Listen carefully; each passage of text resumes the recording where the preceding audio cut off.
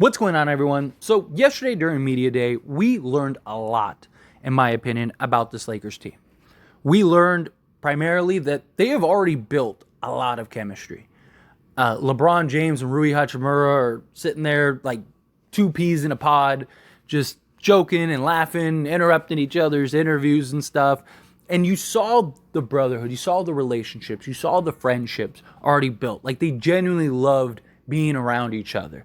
They're joking, they're laughing, they're having a good time. Like for the Lakers, Media Day was like summer camp for them, right? It was just like this joyous moment where they just are like, yeah, we're having a great time, but we got to go over here and take some pictures, or we got to do some interviews, or we got to do whatever.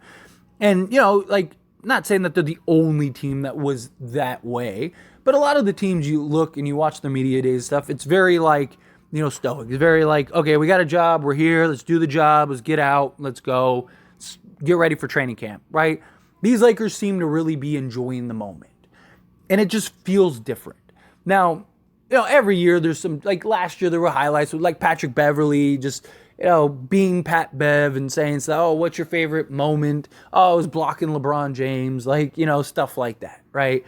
And they're memorable, they're fun, but, you know, it just seemed like everyone was kind of doing their thing, like, right? Like LeBron's doing his interviews, he's joking, he's a goofball, right? So he's laughing and stuff, but like everyone's kind of in their own quarters. You got like LeBron, almost like little cliques, like LeBron and AD are kind of doing their thing. Like Austin Reeves even talked about how like he was just kind of there and then out, right? Like, you know, it wasn't the same thing as what we saw this year, where it's like, you know, everybody were huddled up and just enjoying the moment, enjoying themselves. And I love that. The other consensus we got was everyone understands the mission and the goal. It's championship or bust. And you sat there and you watched everybody's answers. And of course, a lot of them are just the generic stuff because a lot of the questions are generic. Like, you know, how do you feel about, like, oh, it's been my lifelong dream. I've always wanted to be a Laker. Like the typical stuff, right? But then you got some of those answers where everyone just was like, whatever I got to do. I understand that my job, it's not about me. It's not about individual accolades. It's about winning a championship. I came here to win a championship. I want to win an NBA championship. Whatever is asked of me, whatever my role will be, that is what it will be. Rather than like, oh, I believe that I can come in and I can, you know, right? And you hear those kinds of things. I mean, even Pat Bev talked about that stuff last year, right? Where I'm the kind of guy that's going to come, like, you usually hear that stuff. No, everyone was just kind of like whatever. We understand the mission. We get it. Let's make this happen. Whatever it takes. If it takes me playing 10 minutes, it takes me playing 30. Let's get it. Let's go. Next man up. Everyone understood this roster is deep. This roster is talented. Minutes are going to be tight. And I love that. We also learned that Anthony Davis is the guy. LeBron James said it. Anthony Davis, you know, he didn't really give a straight like, yeah, I'm the guy. He said, you know, hey, it's the Lakers. I play for the Lakers. But that's, again, the generic answer that you want to say because you're on a team with LeBron James. But LeBron James was like, no, Anthony Davis, this is his team. This is his team. And it is. And he needs to be established. Anthony Davis, LeBron James, and Darvin Ham, all three of those guys need to make sure that that is known. Darvin Ham needs to do it by actually running plays and running your offense through Anthony Davis. I'm not saying every single possession needs to be the case, but he needs to find ways to get Anthony Davis the ball. LeBron James needs to get AD the ball. Anthony Davis can't be the number one option when LeBron James is taking 5 more shot attempts per game than Anthony Davis. When LeBron James is holding the ball during the shot clock for 20 of the 24 seconds and not getting the ball to Anthony Davis. If LeBron really wants Anthony Davis to be the guy, he needs to go to him and defer to him as if he was the number one guy, right? And you got to imagine that at some point LeBron's going to want to and need to do that. And this year makes a lot of sense to do that. This roster is perfectly built for LeBron James. Perfectly. For him to just kind of coast through the season, stay healthy, and get ready for the playoffs. So allow Anthony Davis to be your workhorse. Allow him to go to work and dominate. And Anthony Davis, he needs to be demanding. He needs to lead. He needs to be vocal. He needs to go get the basketball, right? Don't be content. Go get the basketball. I don't care if Anthony Davis scores 40 a night. That's not my thing. I've talked about repeatedly.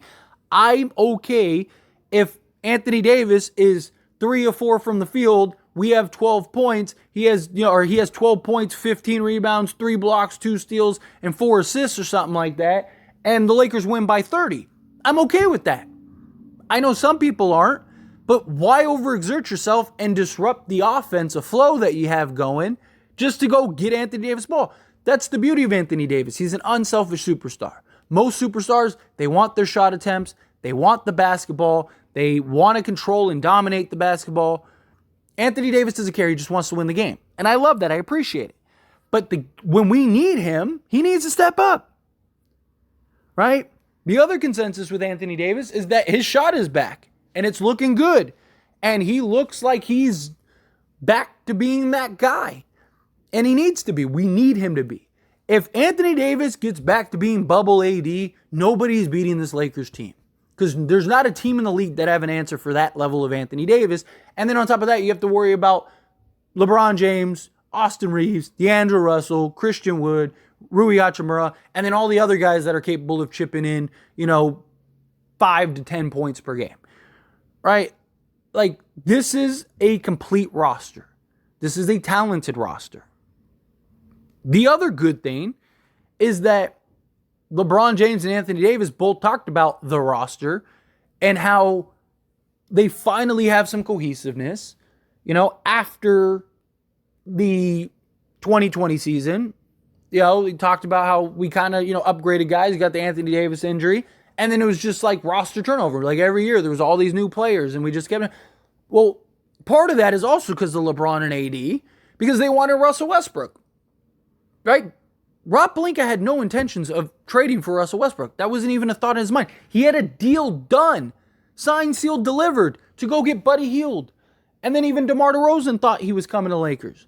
He thought that the deal was done. He said that in an interview, that he thought he was coming to Lakers. And it didn't happen because LeBron James and Anthony Davis wanted Russell Westbrook. Well, when you go get that third star that's making $40 million a year, how do you expect to keep all your players? Right? So again, there needs to be accountability all around. But they are right in the sense of like, we finally have some stability. We finally don't have that roster turnover. We're going to have that chemistry.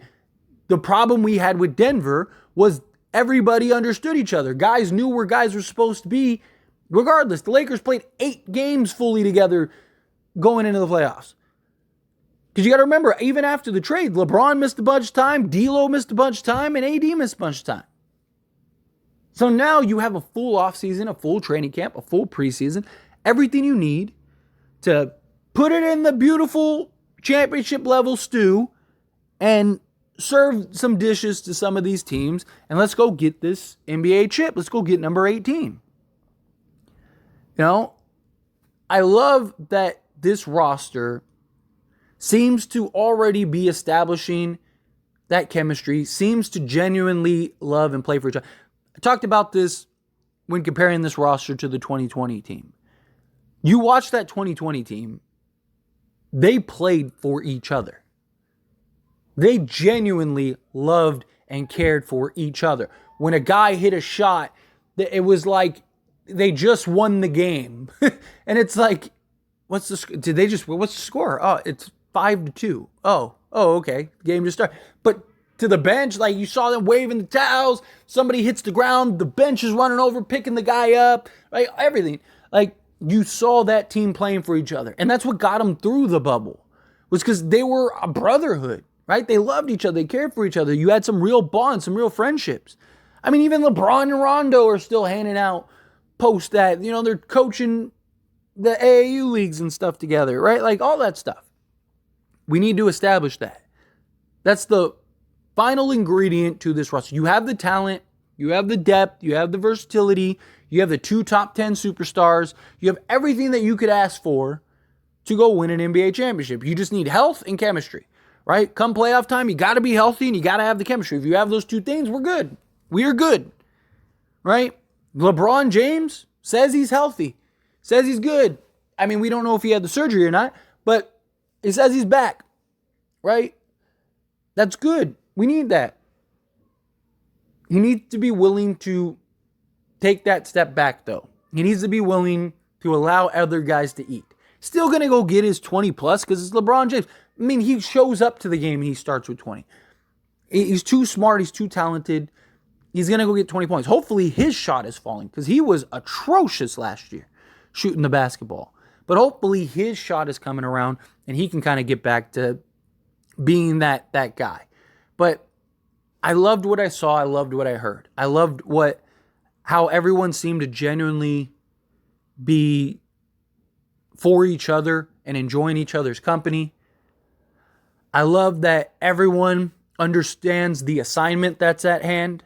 I mean, even guys like Christian Wood talks about how, hey, whether I'm coming off the bench or I'm starting, whatever it is, if you need me to play heavy minutes, you need me to play small minutes, like, let's get it. Let's do it. I love that. I love that. We need that. Let's keep it going, right? I'm telling you, I really believe that this is the year. LeBron James dedicated this season to his son, Bronny, so he's going to be motivated. He's looking to really make that statement this year. He's looking to show that he could still be a monster. I still fully believe he can be a monster. We have everything we need here. This season just feels different. It does. It feels different. I haven't been this excited for an NBA season in a long time. Since probably the bubble year. Since we traded for Anthony Davis, right? That was the last time I felt like, oh no, we're winning this thing. Every year I'm like, okay, like Lakers have a chance, whatever. But no, this is the year where I'm like, oh no, like they're nobody's beating this team if they're healthy. And we get Anthony Davis playing the way Anthony Davis could play. And LeBron James still being LeBron James. You're not beating this team. You're just not. I mean, LeBron James talked about how one of the biggest factors and reasons he came back this season was because of how Rob Pelinka went about this roster. And how he was able to keep everybody together. And how, the players and guys that he was able to acquire. You had Anthony Davis recruiting Christian Wood and all that stuff. Like, I love it. I love it. But anyway, as always, this is a discussion, so I pass the question on to you. Let me know your thoughts and opinions down in the comments below. What do you think? How do you feel? You excited? Think it's championship year? However you feel, whatever your thoughts are, I'd love to hear it. Let me know down in the comments.